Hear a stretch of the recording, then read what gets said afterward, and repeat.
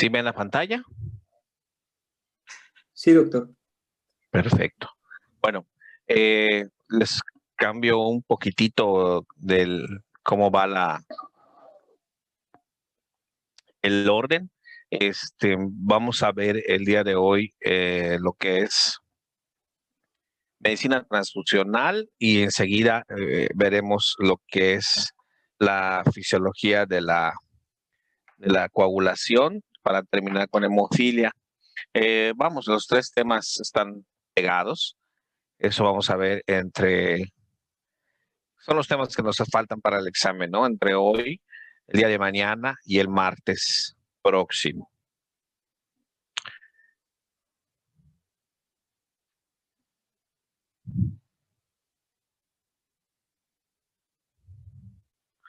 Vamos a hablar de algunos conceptos generales de la transfusión, a algunos números acerca de en qué tantas transfusiones, los tipos de componentes que podemos transfundir, algunas indicaciones y las principales reacciones que podemos encontrar adversas a las transfusiones. Aquí salta la primera pregunta, ¿por qué este tema, no? El tema de banco de sangre. Bueno, este es, a diferencia de otros temas que están en su temario, desde hace muchos años lo estoy siguiendo con sus compañeros, con ustedes ahora, porque considero que en el momento que ustedes empiecen a tener contacto con el hospital, que esperemos que sea pronto, una de las cosas que van a empezar a hacer es tener alguna relación con el banco de sangre. En este caso, como todos lo hacemos, nos piden los internos, nos piden los residentes, donde hay internos o donde hay residentes, que hagamos la solicitud para sangre, que hagamos la solicitud para plasma, que hagamos la solicitud para plaquetas y llevar la solicitud al banco de sangre. Que nos autoricen regresar por ellos después por el producto para poder transfundir. Bueno, eso pareciera ser lo más fácil.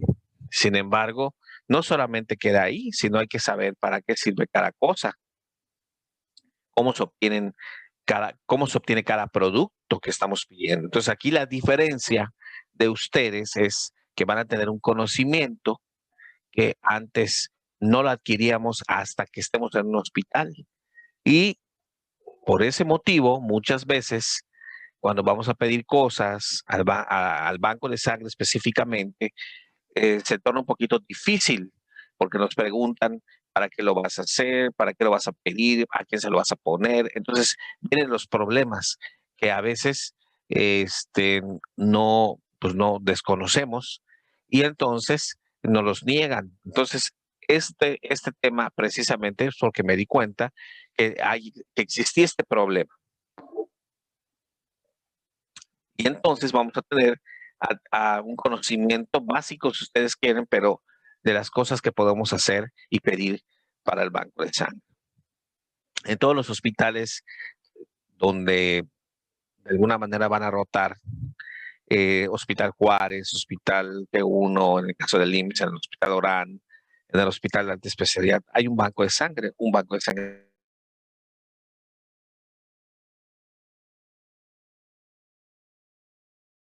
importantes cantidades de productos derivados de la sangre. Pero finalmente no hay sangre más segura que la que no se transfunde. O sea, nosotros debemos evitar transfundir lo más que se pueda, porque no necesariamente es el mejor tratamiento que se pueda dar, a menos que sea estrictamente necesario. Para eso hay indicaciones, aunque, como van a ver más adelante, la gran mayoría de las transfusiones se hacen en procedimientos quirúrgicos, ¿sí? Que nos piden en procedimientos quirúrgicos, incluso electivos, que se transfunde el paciente para tener ciertos valores de hemoglobina, ¿no? Pero en el caso de los hematólogos, en el caso mío, nosotros transfundimos una gran cantidad de nuestros pacientes porque tienen enfermedades de la sangre, enfermedades hematológicas, entre ellas pues la leucemia, ¿no? Que requiere grandes cantidades de unidades de sangre. Pero fuera de estas áreas específicas, no hay una necesidad tan alta de estar transfundiendo a los pacientes. ¿Cuáles son los objetivos de las transfusiones? Obviamente que reponer el componente específico de la sangre que necesite el paciente. Por ejemplo, si necesitamos glóbulos rojos, la función sería incrementar el transporte de oxígeno hacia los tejidos. Si necesitamos plaquetas, corregir los sangrados que se pueden presentar por la trombocitopenia. Si necesitamos factores de coagulación, pues vamos a pedir plasma, ¿verdad? Para normalizar algunos trastornos de la coagulación. Existen otros derivados de la sangre que se pueden obtener, o sea, son semisintéticos o como son la albúmina, como son las inmunoglobulinas, que no se obtienen directamente en el banco de sangre, utilizan productos de la sangre para poder hacer estos productos en fábricas especiales, ¿no? Nosotros ya los adquirimos ya purificados. Finalmente, lo que comúnmente conocemos, vamos a obtener glóbulos rojos, plaquetas y plasma, que es lo que generalmente contamos en el banco de sangre y es con lo que vamos a estar trabajando el día de hoy en los temas, ¿no? Obviamente, si tienen alguna pregunta, pueden comentarme.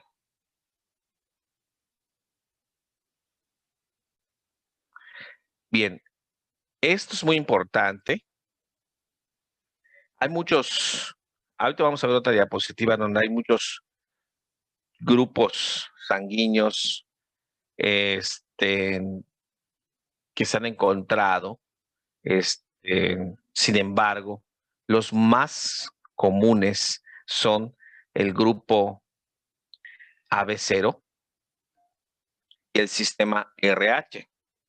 Esos grupos son los que más comúnmente, bueno, no son los que más comúnmente, son los que prácticamente se revisan para poder hacer compatibilidades sanguíneas.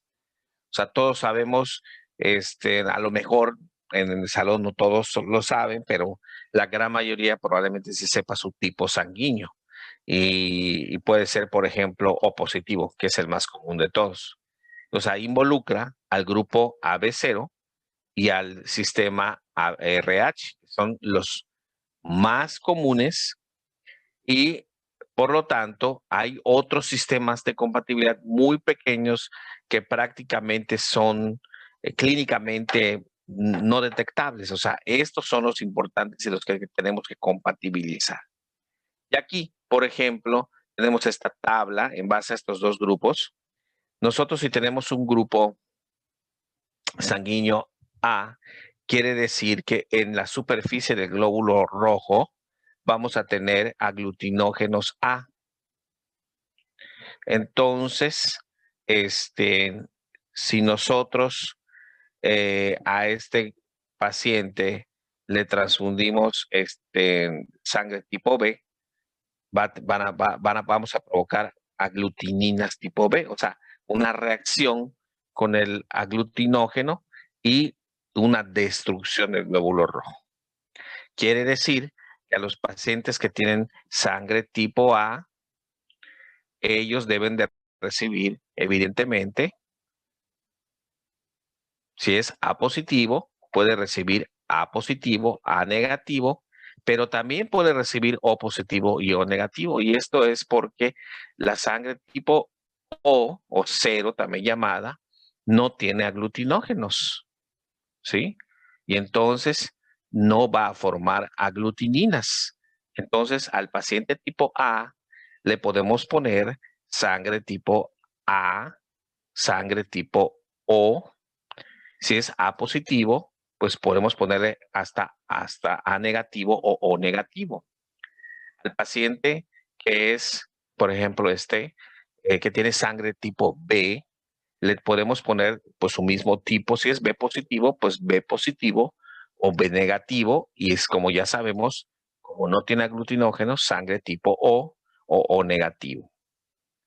Si el paciente es del grupo AB, aquí tenemos el AB positivo, le podemos poner sangre tipo A, sangre tipo B, sangre tipo O y sangre tipo O positiva o O negativa. O sea que le podemos poner todos los tipos sanguíneos.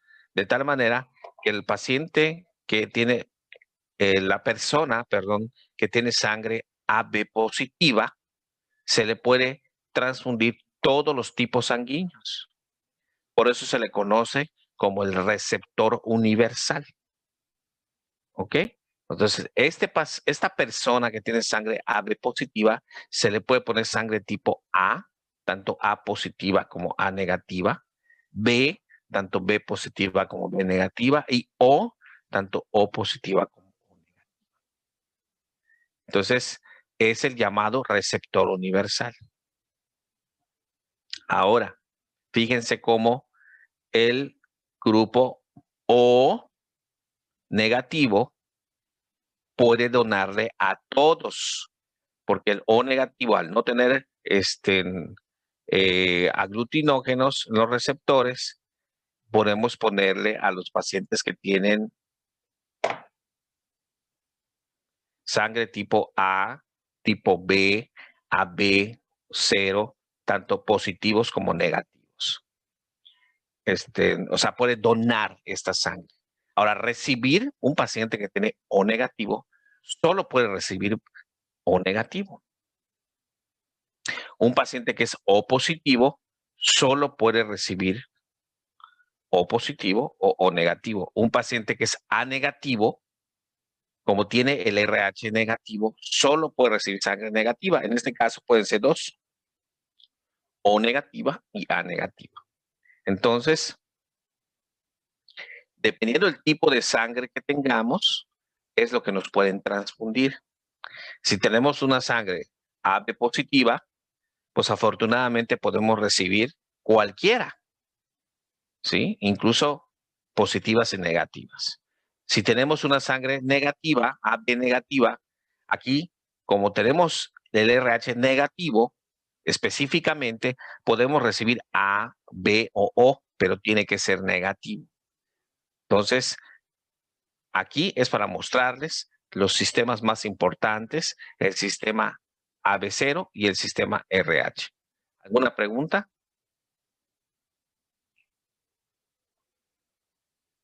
No, doctor. No, doctor, todo bien. De mi parte no, doctor. Está súper bien. Bien. Aquí siempre les voy a preguntar en el examen lo más sencillito, lo receptor universal, el donador universal. Bueno, es importante que lo sepan. Y finalmente es importante porque muchas veces cuando nos piden en el piso de medicina interna o de cirugía que tomemos el piloto para llevar al banco de sangre y pedir las unidades de sangre, 2 unidades de sangre, por ejemplo, porque el paciente lo van a operar mañana a primera hora. Entonces, y casi todos los pacientes que van a operar necesitan tener la sangre, aunque no se vaya a utilizar. O si lo requiere, pues ya está lista la sangre, entonces hay que cruzarla. Entonces, muchas veces el paciente va a decir, o tú preguntas, ¿qué tipo de sangre es? Y te dice, no, doctor, yo soy O positivo, que es la más común. Obviamente una cosa es que te lo diga, obviamente hay que tomar la muestra, llevarlo al banco de sangre para cruzar y tener listas 2 unidades de sangre. En el banco de sangre van a checar efectivamente si es O positivo y a ese paciente se le va a cruzar sangre, pues puede ser sangre O positiva, ¿verdad? No puede ser una sangre O negativa por pero generalmente lo que hay en los bancos es sangre O positiva, lo más común. Entonces, un paciente que es O positiva, como ven aquí abajo, aquí abajo solamente le podríamos cruzar sangre tipo O, pero afortunadamente es la más común. Ahora, si tenemos un paciente que se le va a transfundir o es una cirugía y se tiene que tomar el piloto para tener listas las unidades por cualquier cosa y te dice que es B positivo, pues este paciente, si nosotros recordamos la clase, sabemos que se le puede cruzar B positivo, también se le puede cruzar B negativo y también se le puede cruzar finalmente sangre tipo O, tanto O positivo como O negativo, en su defecto, ¿no? Entonces nosotros, porque ya estudiamos, podemos determinar esto, porque después llevamos una unidad y es una unidad O positiva porque no había B.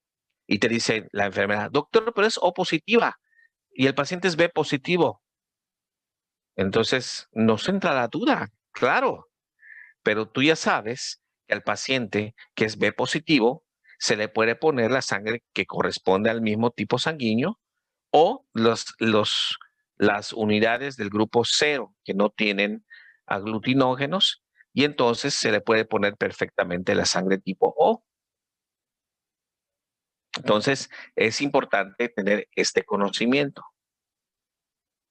Bien, aquí estaba lo que les decía. Hay muchos sistemas de grupos eritrocitarios. El más común, el número 1, finalmente es el grupo AB0.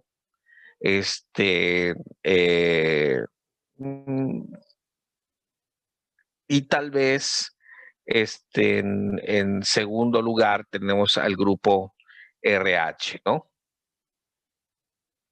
Muy difícil, realmente no hacemos ninguna otra prueba porque son tan clínicamente no provocan ningún problema realmente, problemas hemolíticos, febriles, etcétera, que vamos a ver más adelante, que no son de importancia clínica, pero sí existen otros.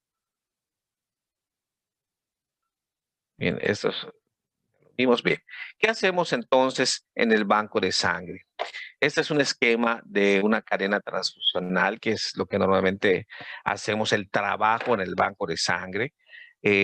Comienza con la donación de sangre, algo que se da todos los días en los bancos de sangre grandes, en las instituciones, pues, obviamente grandes, en donde primero seleccionamos al donante y después de seleccionar al donante, si es candidato, pues entra un proceso de extracción de la unidad.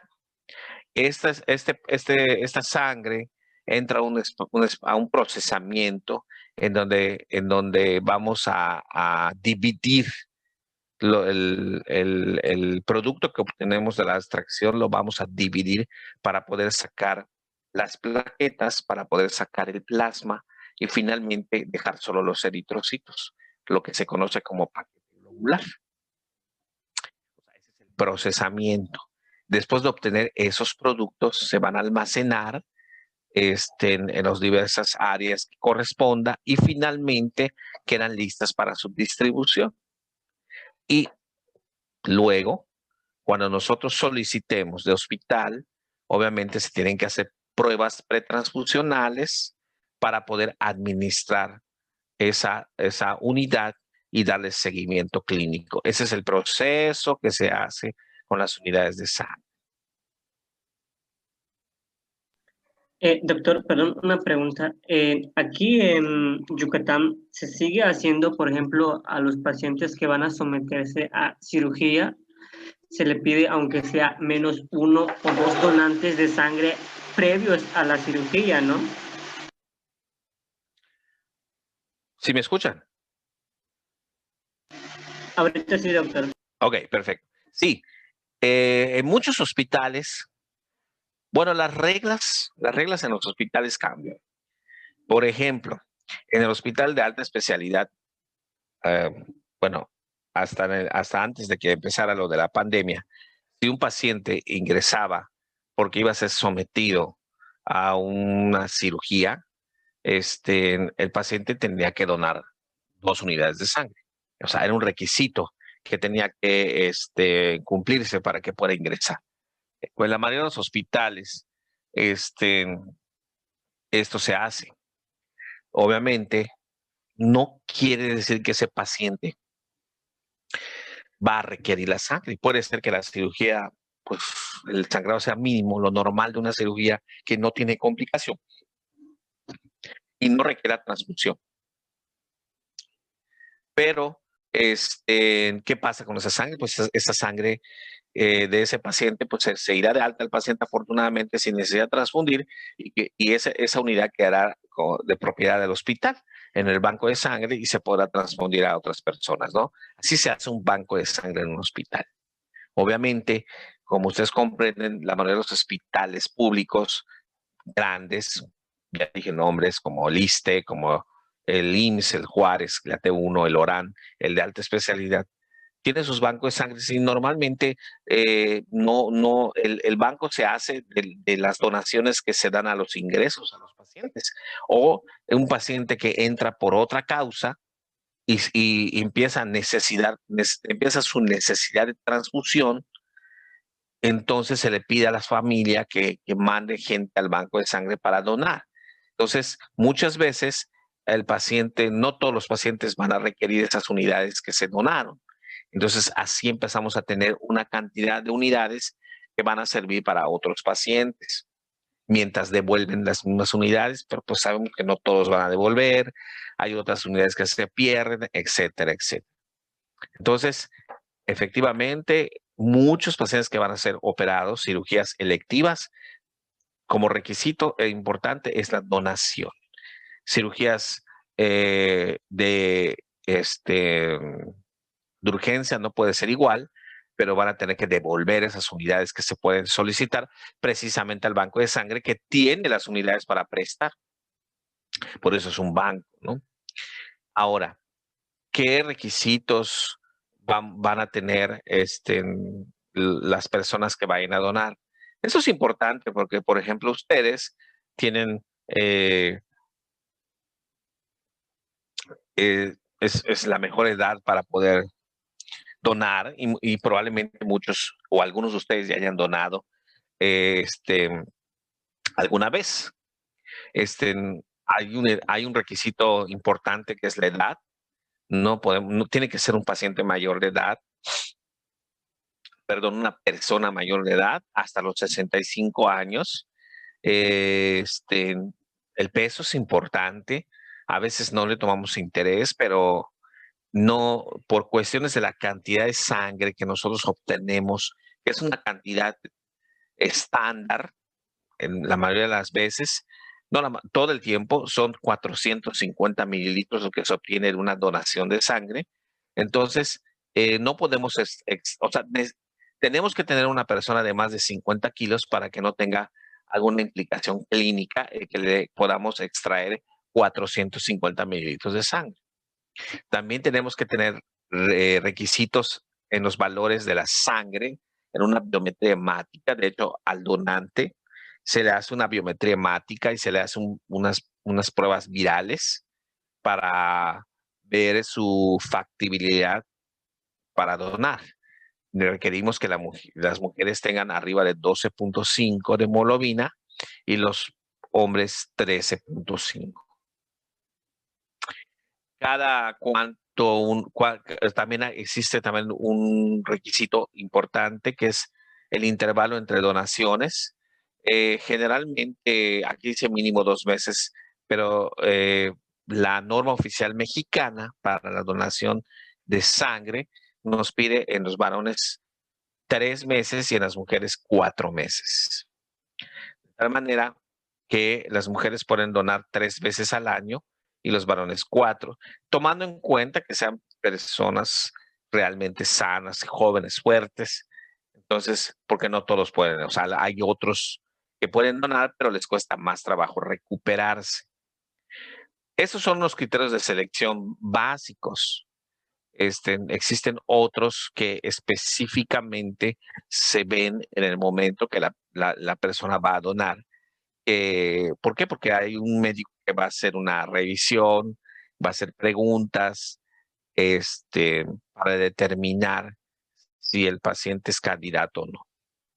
Hay causas de exclusión. Por ejemplo, me gusta más comentar estas que son temporales. El hecho, por ejemplo,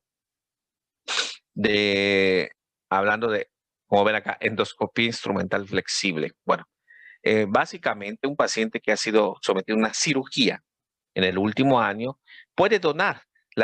Aquí el tiempo son 6 meses. Aquella persona que quiera donar y ha sido sometida a una una apendicectomía, perdón, hace 4 meses, no puede donar. Entonces, es un punto importante. Por ejemplo, siempre hay la pregunta de tatuajes y perforaciones. Este dato es incorrecto, porque esto puede cambiar, este dato que está aquí, que les estoy mostrando, puede cambiar dependiendo del país. En México, la norma oficial mexicana nos dice que tatuajes y perforaciones tiene que tener el paciente más de un año de habérselo realizado para que pueda ser candidato a donar. O sea, ¿qué quiere decir? Que sí puede un paciente que se ha hecho tatuajes, una persona que se ha hecho tatuajes, sí puede donar, pero tiene que haber pasado más de un año que se lo haya realizado. Igual que las perforaciones.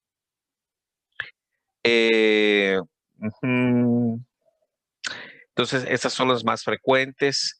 Obviamente que pacientes que tengan antecedentes de procesos infecciosos severos como hepatitis B, C, VIH, enfermedad de Chagas, conocidos, evidentemente no pueden donar.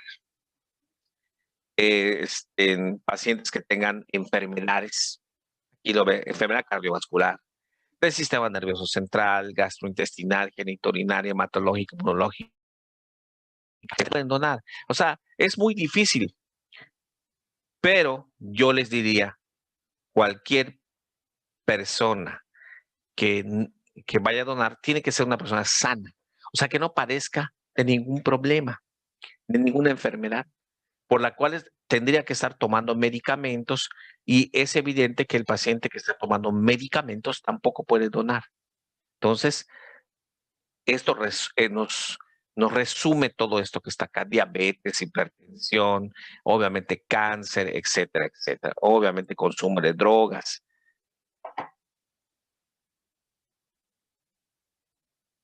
Y antes de pasar a este punto, también están las preguntas. ¿Me escuchan? Sí, doctor. Sí, profe. Sí, doctor. Ok, perfecto. Es bien. Y también están las preguntas incómodas. Obviamente también las personas que van a donar, hay 2 puntos durante el proceso previo a la donación, que es cuando pasan a la entrevista con el médico, y después, si todo sale bien y pasan a donar, tienen que contestar un cuestionario que se llama cuestionario de autoexclusión. Y ese cuestionario prácticamente son preguntas personales que indagan fundamentalmente la cuestión de la sexualidad. También, evidentemente, cuando pasan con el médico, se les hace preguntas acerca de su estado, si es casado, si es soltero, las parejas sexuales que han tenido, etcétera, etcétera. ¿Cuál es la finalidad de esto? Pues hacer que la sangre sea más segura. Evitar que se nos vaya a brincar esto duro. Y cómo medir esta situación desde el punto de vista sexual, ¿no? Porque uno podría pensar, bueno, vamos a suponer que en el salón la mayoría son solteros, si no es que todos. De pronto hay algún compañero o compañera casado, pero la mayoría son solteros. Y bueno, uno podría decir, la mayoría probablemente tienen una vida sexual activa, pero la tienen con su novio o con su novia. Y está bien.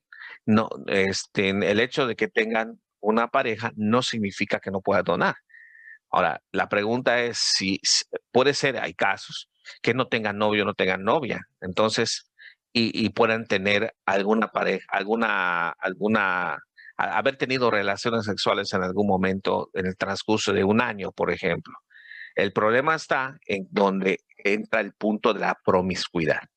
Ese punto si se considera desde el punto de vista médico que el paciente o la paciente, perdón, la persona o que están en la situación de donar es promiscuo, probablemente no pase, no pase la prueba y no se le permita donar por los riesgos que implica.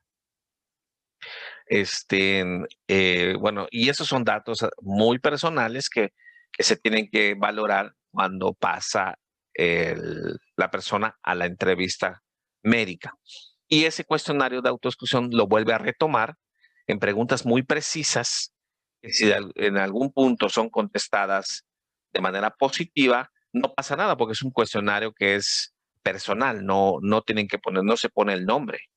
Y después se analiza y se determina si esa sangre es viable o no. Entonces, finalmente todo esto tiene la finalidad de determinar si la persona es apta para donar. Y si es apta para donar y dona, bueno, viene, como vieron mi diapositiva, el proceso ya de preparación de esa sangre que donaron, de separación y después almacenamiento. Bueno, como les comenté, ¿alguna pregunta hasta acá? Doctor, tengo una duda. Por ejemplo, toxicomanías como alcoholismo, tabaquismo, ¿no interfieren con la sangre? Bueno, no, o sea, hay preguntas muy específicas. Sabemos que el alcohol, evidentemente, pues se va a distribuir y va a estar en la sangre, pero hay requisitos. Obviamente, el paciente tiene que haber pasado 72 horas antes de haber tomado la última gota de alcohol para poder donar. O sea, el tiempo necesario para que se metabolice el alcohol y sea eliminado del cuerpo. Sí, no es una contraindicación definitivamente, y también el fumar no es una contraindicación de ningún tipo, solamente que si consume marihuana, por ejemplo, algún tipo de droga diferente a las habituales, por decir, bueno, entonces ya está del médico si decide si el paciente puede o no puede. El problema desde cuando ya cuando detectas que la persona está consumiendo otras drogas, pues es probable que consuma otro tipo de drogas todavía más serias. Entonces, pues tú decides si el paciente es apto o no es apto. Con respecto a las drogas, digamos, habituales y comunes, como el alcohol y el tabaco, realmente eh, es suficiente con que en las 48 horas previas no haya consumido ni haya ingerido estas drogas.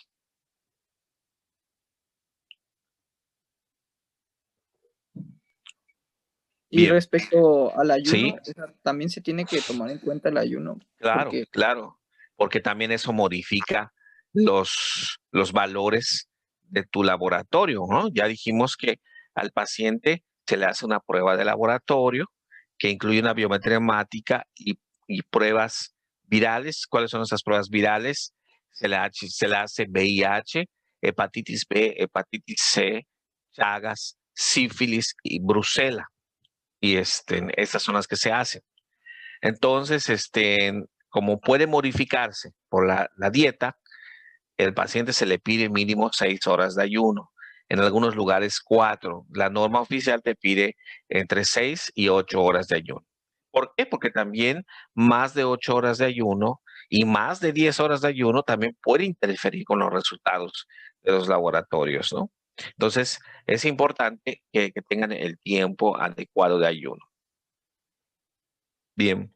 Al igual que, por ejemplo, cosas más comunes. Por ejemplo, la persona tiene que estar bien descansada.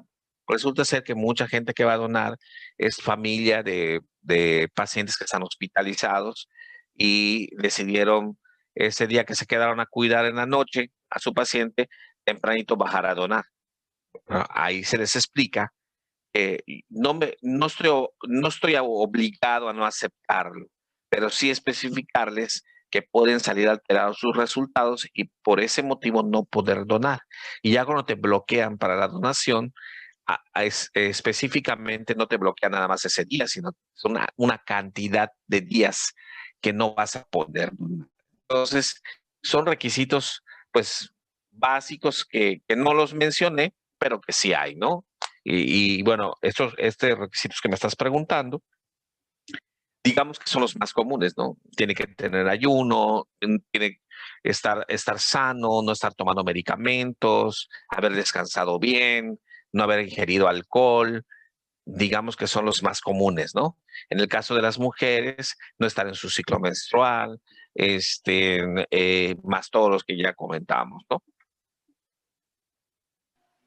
Doctor, una pregunta, perdón. Según en su experiencia laboral, ¿ha ocurrido casos en que, o sea, usted o el personal médico ha transfundido sangre infectada al paciente? No, doctor.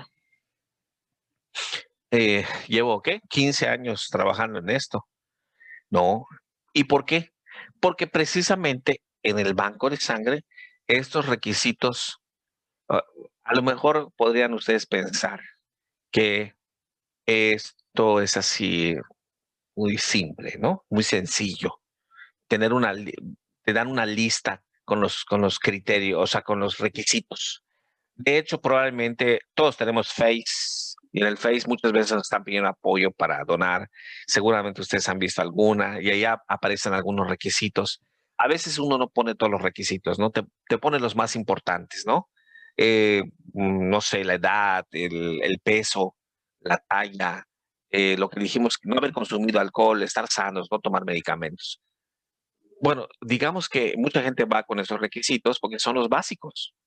Pero además de eso, al llegar allá, en los lugares, en los hospitales grandes, donde hay todo, o sea, bueno, todos los bancos de sangre son iguales. No tengo por qué decir que son diferentes, pero se les va a estar cuestionando constantemente eh, sobre diversas situaciones. Van a tener una entrevista médica, van a tener que llenar un cuestionario. O sea, todo eso con la finalidad de que si logran donar, que esa sangre sea segura. Y aún así, si se llega a pasar porque es verdad, estamos hablando de que muchas de las cosas que estamos platicando son subjetivas. O sea, el que quiera mentir lo va a lograr probablemente, porque no hay manera de poder, si no es sincero, si no, si no lo quiere decir y tampoco lo puede plasmar en un papel, en un cuestionario que no lo van a ver, nadie va a ver qué es lo que contesta. Puede ser que pase todos los filtros, ¿ok? Pero esa sangre, antes de darle el visto bueno, voy a tener acceso a sus estudios. Y entonces voy a poder decir, voy a poder completar el proceso. Estas son seguras, pasan.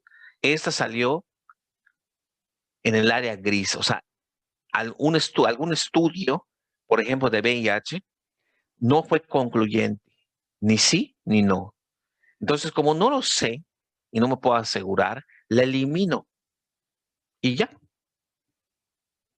El paciente, o mejor dicho, la persona o todas las personas que donan, cuando terminan el proceso y lograron donar, se quedan con un documento o una etiqueta en donde van a poder recoger sus estudios a los 48 a 72 horas de que se tomaron la muestra y que donaron. Y entonces cuando recojan sus estudios, si salió, ahí se los van a entregar en papel, en físico. Si salió algo que está mal, pues obviamente van a tener que consultar, ¿verdad? Evidentemente. Pero si salió algo mal, esa sangre que donaron se eliminó. Entonces, es muy difícil, por no decir imposible, porque no hay imposible, que se nos pueda pasar hoy en día una sangre y que se transfunda una sangre que no sea segura a un paciente. Ok, doctor, muchas gracias. Doctor, tengo una pregunta. ¿Sí? O sea, primero se le hace al paciente las pruebas, por ejemplo, la biometría, y después si solo sale, si todos... Al donante, ¿Perdón? al donante, no al paciente, Ajá, al donante. cierto, ¿no? cierto, perdón, al Ok, donador. Ajá, sí. sí, se le hace la biometría primero y después si ven que está todo en los valores normales y que es candidato, ¿hace la donación o se hace la donación y a esa sangre No, donada se le hacen los estudios? no. Efectivamente es un proceso que son de varios pasos y por eso a veces es muy tardado. Entonces, cuando uno va a donar, sabes que pierdes toda la mañana porque no es así rápido, ¿no? Entonces, primero el donante llega a una ventanilla donde desde ahí empezó el proceso desde el momento que llegues a la ventanilla donde vas a entregar tus datos, desde ahí empieza tu evaluación. ¿Por qué? Porque ya previamente ya recogieron tu IFE o tu INE, o sea, la identificación, en donde van a ver que eres la persona que efectivamente eres, donde van a ver la edad. Bueno, si no tienes el IFE o el INE o algún documento oficial que para comprobar tu edad, pues no vas a poder donar. Entonces, desde ahí ya hay un filtro, ¿no? Después te van a pedir datos tuyos y datos de la persona que le vas a donar. Es como que la inscripción en la recepción. Después de eso, vas a pasar con una enfermera o enfermero que te va a medir tus signos vitales. Ahí es otro filtro, porque si no alcanzas el peso de 50 kilos, la talla, que es 1,50, o estás hipertensa o hipertenso o algún problema, no vas a poder pasar ese filtro. Y si no, entonces ahí se acaba el proceso. Pero si tus signos vitales son normales, vas a pasar al siguiente filtro, que es la toma de la biometría hemática, la toma de los estudios. Y después pasas a un siguiente punto, que es la entrevista médica. En el momento que tú entres a la entrevista médica, seguramente el doctor ya tiene el resultado de tu biometría hemática. El resultado de la biometría hemática, ya lo hemos platicado, es súper rápido, son 5 minutos. ¿Sí? Lo que no va a estar a la mano seguramente son los resultados de las pruebas virales, que eso se estudia más tarde, ya cuando el paciente haya donado. Si por algún motivo pasaste todos los filtros, pero alguna prueba viral salió positiva, pues se elimina la sangre, evidentemente. Y tú te enterarás hasta que vayas por tus resultados, y por eso es muy importante que cuando logran donar, que con la etiqueta que tengas tienes que ir a recoger tus resultados porque son tuyos y porque quieres y te preocupas ahora de que todo esté bien. Y finalmente, si llegas a pasar todos esos filtros, finalmente donas. Cuando donas, también contestas un cuestionario personal que al final vas a depositar en una urna y se acabó el proceso de donación. Eso es lo que normalmente sucede en todos los bancos de sangre. A veces un poquito más rápido, otros un poquito más lento, otros se simplifican a lo mejor un paso, dos pasos en uno, pero generalmente es así y con la finalidad de que la sangre que tú obtengas sea una sangre lo más segura que se pueda. Ok, doctor, perfecto, gracias. Bien. Pues sí, como ven, digamos que no es que sea tan interesante, pero sí nos surgen muchas dudas, porque muchos de nosotros a lo mejor hemos donado, hemos ido, o hemos querido ir, o hemos ayudado a algún amigo con esto, ¿no? Entonces, como que se nos da el hecho de que se nos ocurran muchas preguntas. Y es lo interesante. Ustedes, como pues están estudiando medicina, tienen que saber porque a ustedes les van a preguntar a sus familiares, oye, ¿tú qué estás estudiando? ¿Y yo qué culpa tengo? Dicen, ¿no? Pero bueno, te preguntan y bueno, tú siento que esa era las clases, porque nadie te enseña. O sea, tú puedes ir a revisarlo en el internet o en tu teléfono, la norma oficial mexicana para la transfusión. Pero de pronto se abre y ves toda una norma oficial de 70 hojas y dónde buscas lo que tú quieres, ¿no? Entonces es lo importante de revisar un tema como estos en nuestro temario, ¿no?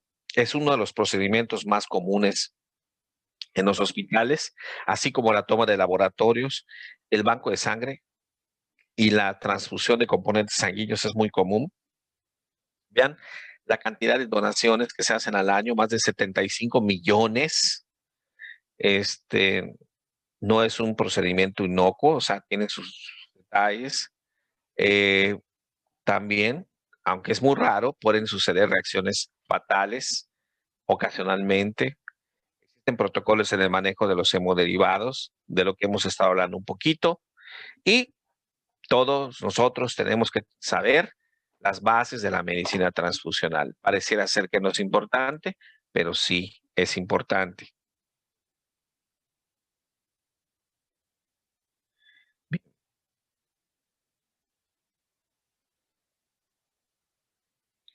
Bueno, normalmente, si nosotros ya pasamos todo el proceso, como les estaba explicando a la doctora, llegamos al proceso de que ya te acuestas en el reposet, en donde te van a hacer la extracción y te empiezan a hacer la extracción. Como ya les comenté, lo que se obtiene más o menos son unos 450 mililitros. Esa cantidad ya es una cantidad preestablecida. ¿Por qué? Porque después de que termina todo, ya el que donó ya se fue a su casa y todo, y nosotros tenemos la bolsa, esa bolsa va a someterse a un proceso de separación, ¿sí? Nos vamos a separar los diversos elementos de la sangre. Lo que obtenemos es la sangre fresca total, o sangre total, que prácticamente no se usa ya hoy en día. Vean esta indicación, solo en casos de sangrado masivo, que prácticamente no lo vemos. El volumen, pues ya les dije que es como de 450 mililitros. Y esta prácticamente no contamos con esto. No se queda. Cuando nosotros obtenemos la sangre total, se divide. Y el paquete globular, vamos a obtener el concentrado plaquetario y vamos a tener el plasma fresco congelado.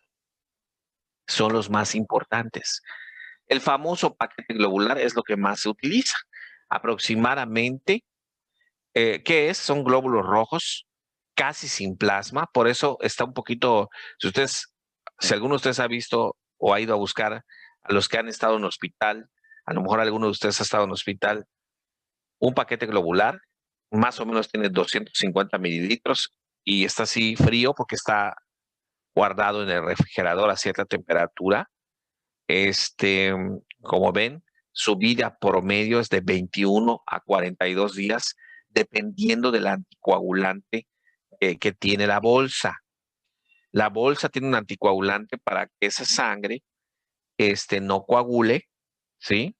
Casi no tiene plasma, o sea, casi no tiene líquido, son puro glóbulo rojo, aproximadamente 250 mililitros. Y esta nos va a subir si se transfunde la hemoglobina de 1 a 1.5 gramos y un 3% del hematócrito. O sea, esto es importante también, porque si nosotros tenemos un paciente que tiene 8 gramos de hemoglobina y el cirujano me dice que quiere tener 10, pues sabemos que lo que le tenemos que poner son 2 unidades de sangre. Así de fácil. Con una unidad no va a ser suficiente. Bien. El siguiente producto que se obtiene de la separación de la sangre total es el concentrado plaquetario. Son las plaquetas. Por cada unidad de sangre donada se obtiene un paquete globular, un concentrado plaquetario y una unidad de plasma fresco. El concentrado plaquetario aproximadamente son 50 mililitros. Más o menos es un líquido amarillo, es realmente amarillo, como el plasma también es amarillo, los dos. Más o menos esas plaquetas viven 5 días, no 7, 5 días, hasta 5 días en constante movimiento. Se colocan en una máquina que las tiene en movimiento constante para que no se peguen. Si nosotros dejamos caer unas gotas de esa plaqueta en el piso y nosotros pisamos donde se cayó ese líquido, vamos a sentir como pegajoso, ¿sí? Es un líquido muy pegajoso, así son las plaquetas. ¿Y cuánto nos va a subir el transfundirle al paciente un concentrado plaquetario? Nos sube 10,000 plaquetas en promedio. ¿Ok? 10,000 plaquetas. Ahorita lo vamos a ver separado, ¿no? Eso es como que una generalidad, esta diapositiva. Y el otro producto que obtenemos comúnmente es el plasma fresco congelado. Aproximadamente son unos 200 a 250 mililitros. Sí, y lo que tiene el plasma son factores de coagulación. Aquí vemos factores estables e inestables. Este se congela. Este sí se congela. Queda como un boli. ¿Sí? Y puede estar hasta un año en frío el plasma congelado.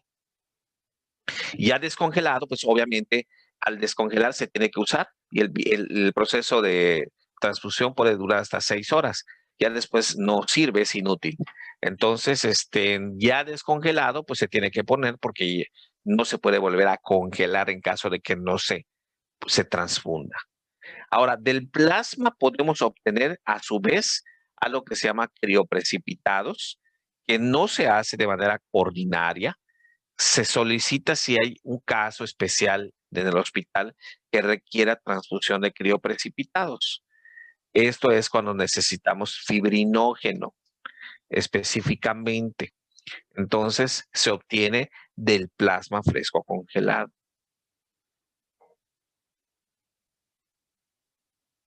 Hay otras cosas que podemos obtener de alguna manera de trabajo en el laboratorio, como son la albúmina, los factores de la coagulación específicos, las inmunoglobulinas, pero esto requiere obviamente un trabajo de laboratorio, pero un laboratorio farmacéutico, ¿sí? No se obtiene en el banco de sangre comúnmente. Bien. El proceso es realmente no es tan importante que se los muestre porque es un proceso de trabajo que se hace en el banco de sangre. Esto es lo que se hace en el banco de sangre todos los días después de las donaciones, en donde de la sangre total, la sangre entra a centrifugación en unas centrífugas muy grandes, no de esas chiquitas que a lo mejor alguno de ustedes ha visto, donde metemos los tubos de ensayo, sino son unas centrífugas grandes en donde hacen que separemos los concentrados de glóbulos rojos del plasma. Y después la sangre se deja reposar, aquí dice, para que estas se separen de las plaquetas. Entonces, todo este proceso requiere aproximadamente 4 horas para obtener finalmente los diversos derivados de la sangre. Bien. El primer producto derivado de la sangre y el que más comúnmente utilizamos es el concentrado de glóbulos rojos. Cuando nos piden en medicina interna, doctor, pídele 2 unidades de sangre. Bueno, otros te dicen 2 paquetes globulares. A esto se está refiriendo, a los concentrados de glóbulos rojos. Y obviamente, lo más común, las indicaciones de uso dependen, pues, de algún tipo de anemia del paciente. ¿Sí? Normalmente se usa en casos de anemias crónicas, cuando la hemoglobina está por debajo de 7 gramos por decilitro o menos. Cualquier hemoglobina, cuando el paciente tenga datos de hipoxia celular, hemoglobinas por debajo de 8 gramos en aquellos pacientes que van a ser sometidos a procedimientos quirúrgicos, o en menos de 10 gramos en aquellos pacientes que van a ser sometidos a un procedimiento y que tengan otro tipo de enfermedades. O sea, realmente esto no quiero que se lo aprendan. ¿Sí? No me interesa tanto. O sea, la indicación es para mejorar la oxigenación, sobre todo en casos de anemias crónicas En el caso de la hematología, hemoglobinas por debajo de 8 gramos. Aunque yo les dije que la principal indicación, más que indicación a nivel mundial, los que más transfunden unidades de sangre son los cirujanos para sus procedimientos quirúrgicos. Aquí están algunas indicaciones: anemias agudas, anemias crónicas.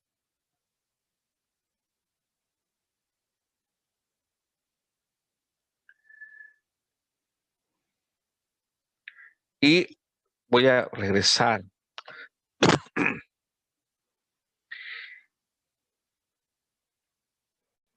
a unas diapositivas aquí.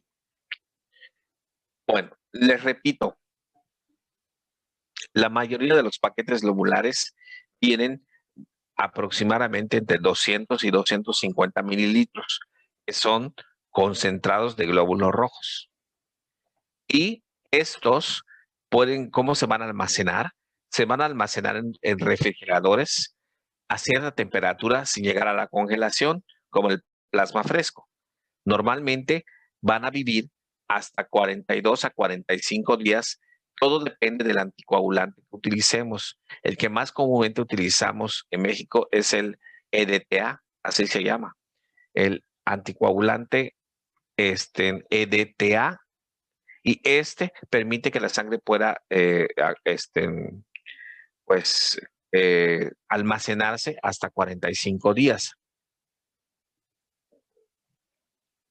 Normalmente sube 1 gramo a 1.5 gramos y el hematócrito 3%. Este paquete globular, cuando se va a transfundir, uno lo va a buscar al banco de sangre después de haberlo solicitado. Obviamente que se hacen las pruebas de compatibilidad y si es compatible, va uno a buscar la sangre. Cuando te dan la bolsa, sientes que está fría porque las acaban de sacar de los refris especiales. De aquí a que llegas la unidad al piso, se lo das a enfermería y enfermería prepara pues la venoclisis, donde se conecta a la bolsa y se lo conectan al paciente. Ya ese paquete globular ya ha tomado una temperatura un poquito más apta para que no tenga ningún problema al infundir al receptor. Esa sangre normalmente se debe de infundir en un espacio de 2 a 4 horas. O sea, eso sería lo ideal, de 2 a 4 horas. Hay veces, existen pacientes que tienen hemoglobinas más bajas, de 4, de 5, y hay necesidad de ponerle 2 o 3 unidades seguidas. Entonces, eso es muy importante. Bien, cuando nosotros ponemos los glóbulos rojos, o sea, las unidades de paquete globular, podemos combinarla con la venoclisis del paciente, con solución, de preferencia solución salina, ¿sí? No es recomendable su infusión con otro tipo de soluciones como la Harman, porque tienen, o con la glucosada, porque esas soluciones pueden hacer que se coagule la sangre. Entonces, con lo único compatible es con la solución salina. E incluso hay veces que es necesario ponerla con la solución salina. ¿Por qué? Para hacer la sangre más fluida y que no se tape la venoclisis del paciente. No tampoco es compatible con algunos medicamentos que se pueda poner en la bolsa de la sangre. No. Lo único con el que es compatible es con solución salina.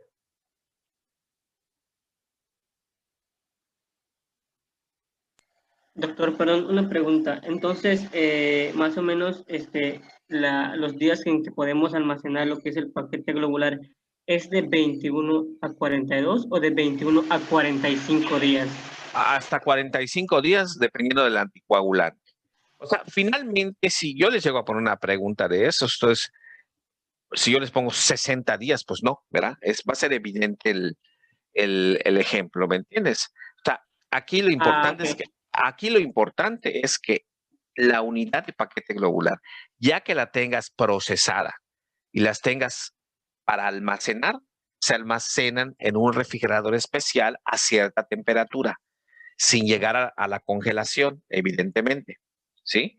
Se mantiene una temperatura constante, son refrigeradores especiales que se sitúan a cierta temperatura sin que se llegue a la congelación. Y, y esas unidades, esos refrigeradores son exclusivamente para las unidades de sangre, o sea, para las unidades de paquete globular. Y obviamente que todo eso está ya en un sistema que nos dice que la unidad, por decir, vamos a poner un número, a esta unidad que obtuvimos hoy es la número 24, la 024. O sea, esta unidad 024, a partir del día de hoy, va a tener 45 días para infundirse, ¿sí? Entonces, nuestro sistema ya está en el sistema y a veces puede ser que el banco de sangre tenga una cantidad muy grande de unidades y puede hacer que algunas estén por vencer, tienen fecha de caducidad. Entonces, el sistema nos avisa cuáles son las más viejitas para que esas las saquemos, o sea, para que las entreguemos. Así se maneja un banco de sangre, ¿sí? De tal manera que no perdamos nada de lo que hemos cosechado. O sea, como ven, es una cuestión, el banco de sangre es todo un servicio integral y todo tiene su... O sea, no podemos tirar unidades, ¿no? Es difícilmente nos pasa esto porque todo está computarizado. ¿De acuerdo? Sí, Otro doctor. producto, sí, otro producto que obtenemos, como les había comentado, no los tengo en orden aquí, es el plasma fresco congelado. Vean, esta es una unidad de plasma, más o menos así también se ven las plaquetas, solo que el plasma, que están viendo, ya está descongelado, o sea, ya está para infundirle al paciente. Normalmente cuando obtenemos el plasma, lo obtenemos así y ya están todas las bolsas listas. Entra a un proceso de congelamiento en una máquina especial que las congela bueno, es por debajo de 0 grados. Entonces quedan como boli prácticamente, como si fuera crema amarilla, ¿no? Pero congelado completamente. Y estos van en un refrigerador especial, ¿sí? Estas, como les dije, pueden estar hasta 1 año congeladas. Cuando se solicitan y se entregan el plasma, obviamente se descongelan en una máquina especial que tenemos en el banco de sangre también, en donde es como un lavado con agua a temperatura ambiente hasta que se descongela y se le entrega al médico que lo fue a buscar para que se infunda al paciente. Cuando no hay este equipo para descongelar, se lo llevan congelado y muchas veces en piso, la enfermera pone un recipiente con agua para que se vaya descongelando el plasma y ya descongelado se puede infundir. ¿Cómo se infunde? Más o menos a goteo rápido, en 60 a 90 minutos cada plasma, dependiendo de lo que necesite el paciente. Y por ejemplo, vean aquí que la dosis es de 10 a 20 mililitros por kilo de peso. Por ejemplo, si tenemos un paciente de 60 kilos, va a necesitar, si lo ponemos a 10, 600 mililitros más o menos, ¿no? Y entonces, vamos a requerir, si cada unidad de estas tiene 250, más o menos de 2 a 3 plasmas para poder lograr nuestro efecto terapéutico. ¿Y en qué vamos a utilizar el plasma? En aquellos pacientes que tienen hemorragias derivados de alteraciones o deficiencias de los factores de coagulación o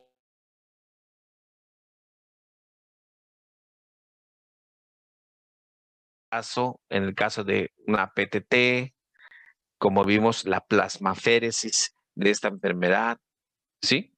Entonces, cuando necesitamos transfundir plasma es porque hay alteraciones, lo más común, en los factores de coagulación. Y en nuestro medio ¿Cuál es el ejemplo de la principal enfermedad que causa alteraciones de los tiempos de coagulación? La hemofilia. No. Sí es una enfermedad. Bueno, si te confundiste por decir en nuestro medio y pensaste en la hematología, sí, fíjate, es correcto. Pero en la hemofilia hace mucho tiempo que ya no utilizamos realmente los plasmas, porque ya existen las deficiencias de los factores de coagulación que causan la hemofilia. Ya tenemos el factor de coagulación específico para poder infundir. Pero bueno, antiguamente el tratamiento de elección era definitivamente el plasma. Pero en nuestro medio, yo dije, no de la hematología, sino en el medio médico clínico, hay una enfermedad o una patología muy común que causa alteraciones de los factores de coagulación o deficiencias en la producción de estos factores de la coagulación y constantes sangrados. ¿Cuál creen que sea?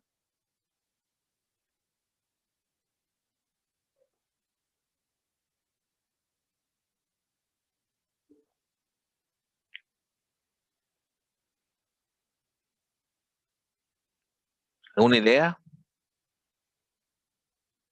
Yo no, profe.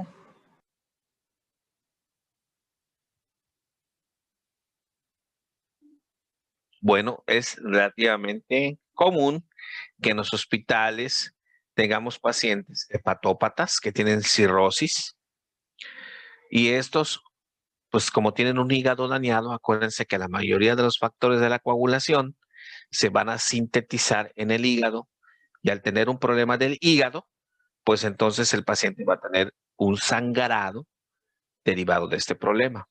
Entonces, esos pacientes, cuando están en el hospital, son los que generalmente consumen los procesos congelados. ¿De acuerdo? Sí, dos. Sí, doctor.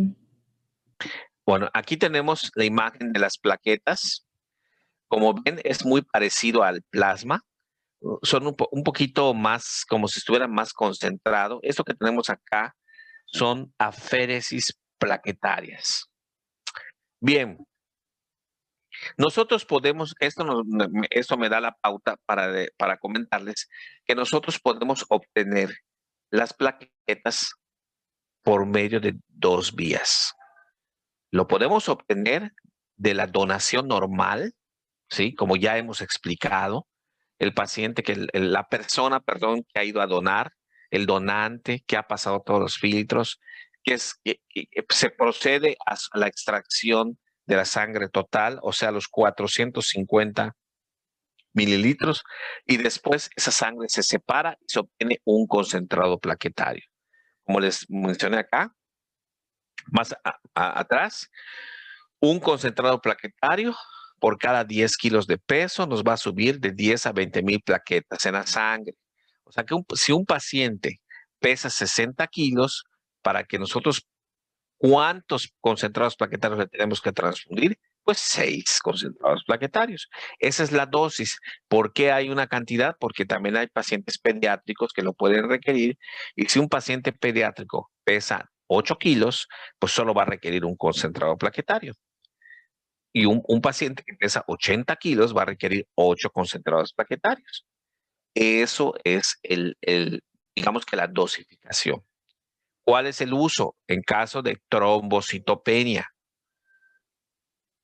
Esto es, generalmente vimos, por ejemplo, el caso de la púrpura, cuando el paciente tiene sangrado y tiene menos de 20,000 plaquetas, muy probablemente requiera transfusión de plaquetas.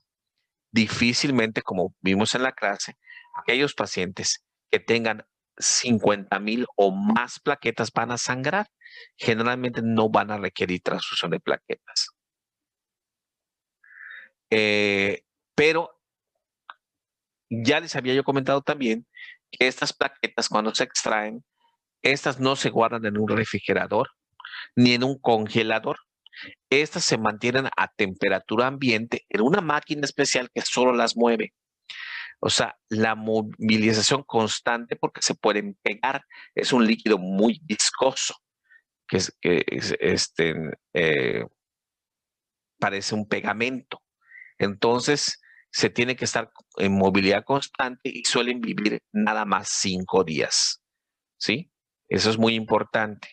Pero no solamente lo podemos obtener de la donación de una sangre, la separación de una sangre total. Tenemos también el procedimiento de aféresis plaquetaria, que son esas bolsas, esas megabolsas que más o menos contienen el volumen aproximado de unos 6 a 8 concentrados plaquetarios. O sea, una aféresis plaquetaria es una extracción exclusiva del donante de solo plaquetas. O sea, quiere decir, el paciente se va a conectar a una máquina especial, una máquina de aféresis, así se llama, en donde va a estar más o menos 2 horas conectado, en donde va a tener esa conexión una entrada y una salida. Por un lado, está saliendo la sangre, entra a una máquina, es como una máquina de diálisis. Ahí lo que hacen es extraen las plaquetas y a su vez en la entrada, en la salida, perdón, tiene una salida y después una entrada, se devuelve la sangre, o sea, los glóbulos rojos con el resto de su plasma, porque ya se obtuvo las plaquetas. Más o menos son 2 horas en el equipo y tiene, ¿qué ventajas tiene, por ejemplo, obtener plaquetas de esta vía? Obviamente que la cantidad es, vean cómo se obtiene más o menos de 6 a 8 concentrados plaquetarios en de un solo donante. O sea que tenemos solamente un donante que nos da una cantidad importante de plaquetas y esas serían las ventajas. Porque, por ejemplo, los concentrados plaquetarios que se obtienen de un donante, un concentrado plaquetario, si el paciente es un adulto y requiere 8, pues imagínense sangre de 8 personas diferentes. A diferencia de una aféresis plaquetaria que es de un solo donante. Entonces, allá tenemos una ventaja en cuanto a la inmunotipificación. Tenemos otra ventaja en cuanto a la cantidad. ¿Sí? La desventaja, podríamos decir, es el costo. Una aféresis plaquetaria en algunos hospitales privados está más o menos entre 15 y 20 mil pesos, porque es una máquina especial que requiere un kit especial para aféresis de plaquetas. ¿Sí? Y además, buscar el donante. No cualquiera puede donar plaquetas de este tipo. Requiere, por ejemplo, que tener una vena bastante gruesa, para que la extracción no se vaya a perder, o sea, no se vaya a romper la vena, porque de alguna manera el equipo ejerce cierta presión. O sea, realmente para el donante no le provoca dolor, pero puede perderse la vena si no es una vena gruesa, ¿no? Requiere un peso y una talla diferente, requiere por lo menos 1,60 de estatura y por lo menos 60 kilos por la cantidad de plaquetas que se obtiene. Y además requiere una cantidad mayor de plaquetas en la biometría hemática. Tiene ciertos requisitos que le hace un poquito diferente. Y como les había yo comentado, el plasma fresco, antes de congelar, bueno, en el proceso, se puede obtener los crioprecipitados, que también es un producto que lo que tiene es que es rico en fibrinógeno y hay algunas enfermedades que pueden requerir este producto. Por ejemplo, los pacientes que tienen coagulación intravascular diseminada, CID, que tienen mucho consumo, alto consumo de fibrinógeno, a estos pacientes les podemos transfundir crioprecipitados. Algunas leucemias específicas tienen alto consumo también de fibrinógeno y a ellos también les podemos transfundir crioprecipitados. La dosis es como el de las plaquetas, 1 unidad de crioprecipitado por cada 10 kilos de peso. O sea que si tenemos un niño que lo necesita y pesa 10 kilos, la dosis es un crioprecipitado. Obviamente que si tenemos el paciente que lo va a requerir, es muy probable que lo vaya a requerir todos los días, por cierta cantidad de días, hasta que el proceso que tiene no ceda. Entonces, si tenemos un paciente que requiere crioprecipitado, seguramente van a avisar al banco de sangre para que se produzcan los crioprecipitados derivados del plasma, porque no es algo que se produzca de manera habitual. Si se hace, por ejemplo, y no hay ningún paciente que lo requiera, se pierde, o sea, se elimina. Y si no se utiliza, se bota. Y cada crioprecipitado es un plasma que se tuvo que desperdiciar. Entonces, es importante considerar al paciente que lo vaya a requerir y hablarlo al banco de sangre, ¿no? Estos son los productos derivados de la sangre más comunes. Les recuerdo que tienen que leer en el libro, hay algún tema relacionado, solamente para digamos que fortalecer el tema del día de hoy. También hay algunos efectos y reacciones adversas de las transfusiones, a pesar de todo lo que hemos hecho de la vigilancia. Prácticamente, miren, aquí les tengo algunos datos. Fíjense, vamos a empezar con los datos retardados de efectos y reacciones de la transfusión a raíz de lo que comentó algunos de sus compañeros hace ratito. Miren, el riesgo de una infección, el riesgo relativo o residual de una infección por virus de hepatitis B es de un caso por casi 843,000 transfusiones. De virus de hepatitis C, un caso por 1,140,000 transfusiones. Y de VIH, un caso por cada 1,467,000. O sea, no se ha podido eliminar la posibilidad de riesgo, pero ese riesgo cada vez se va alejando, dada las tecnologías que contamos actualmente para poder, o sea, no solamente los filtros, sino la tecnología en el laboratorio de las pruebas para poder eliminar esta posibilidad. Yo alguna vez, hace muchos años, cuando era residente de medicina interna, me tocó por ahí del año 2000, más o menos, 2000, 2001, más o menos me tocó rotar en el área de VIH, un área muy triste en aquella época, porque la mayoría de los pacientes fallecían, ¿no? No hay todo lo que hay ahora de tratamientos. Y me tocó rotar en hematología cuando estaba yo en medicina interna, en el área donde había alguno que otro paciente hemofílico ingresado. Y resulta ser que alguna vez me topé con un paciente que tenía hemofilia y que tenía VIH y que tenía hepatitis C. Y Dios mío, que tantas enfermedades, te pones a pensar, pobre hombre, ¿no?